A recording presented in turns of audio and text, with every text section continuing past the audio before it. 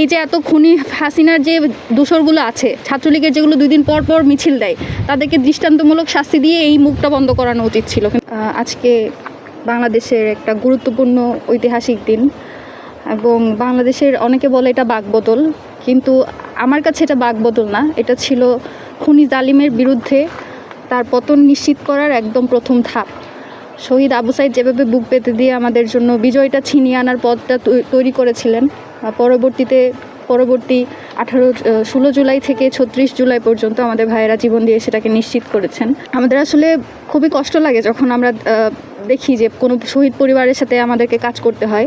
যারা ক্ষমতায় যান তাদের আসলে কাজটা কম, তাদেরকে এই পরিবারগুলোর সাথে বসতে হয় না, তারা ক্ষমতা নিয়ে থাকেন, তারা তাদের মতো করে আলিশান বাড়িতে থাকেন, তাদেরকে এই মানুষগুলোর সাথে আসলে মিশতে হয় না। এজন্য তারা আসলে জানেও না যে এই পরিবারের দুঃখ দুর্দশাগুলো কেমন। যখন আমরা এই পরিবারগুলোর সাথে কথা বলি, কাজ করি, তখন আসলে আমাদের মাঝে মধ্যে নিজেদের উপর কি বলবো, এক ধরনের হতাশা কাজ করে যে আমরা কি করতে পারলাম। এই কাজগুলো যাদের করে যাওয়ার কথা ছিল, এই যে এখানে বলা হয় যে বেওয়ারিশ লাশ, কিন্তু এখানে তো কেউ বেওয়ারিশ না, এখানে প্রত্যেকের পরিবার আছে, তাদের ভাই বোন আছে, তারা এখনও তাদের সন্তানদেরকে খুঁজে বেড়াচ্ছে কিন্তু পরিচয়টা জানতে পারছে না।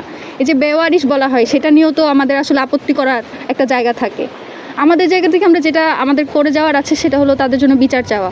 এবং খুনি হাসিনা যেভাবে পালিয়ে গিয়ে 2 দিন পর পর হুঙ্কার দেয়, আমার মনে হয় যে বাংলাদেশ সরকারের যদি ন্যূনতম কোনো দায়িত্ববোধ থাকে, ন্যূনতম কোনো লজ্জা থাকে, তাহলে এইটার প্রতিবাদে এই যে এত খুনি হাসিনার যে দোসরগুলো আছে, ছাত্রলীগের যেগুলো 2 দিন পর পর মিছিল দেয়, তাদেরকে দৃষ্টান্তমূলক শাস্তি দিয়ে এই মুখটা বন্ধ করানো উচিত ছিল, কিন্তু সেটাও আমরা দেখতে পাই না। আমাদের জায়গা থেকে ডাকসু এবং আমাদের ব্যক্তিগত জায়গা থেকে যারা আমরা জুলাইয়ের সামনে ছিলাম বা জুলাইয়ের জন্য এখনও কাজ করে যাচ্ছি, আমরা আমাদের জায়গা থেকে বিচারটা চেয়ে যাব যতদিন পর্যন্ত জীবন আছে। বিচার চাইতে চাইতে তো শহীদ ওসমান হাদি ভাই শহীদ হয়ে গেছে, আমাদের মধ্য থেকেও হয়তো কেউ শহীদ হয়ে যাবে, কেউ বেঁচে থাকবে।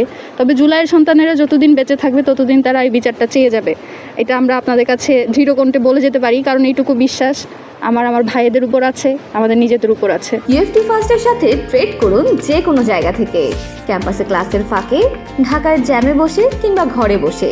ট্রেডিং এখন হাতের মুঠোয়, তাই ট্রেড করুন যখন খুশি, যেখানে খুশি।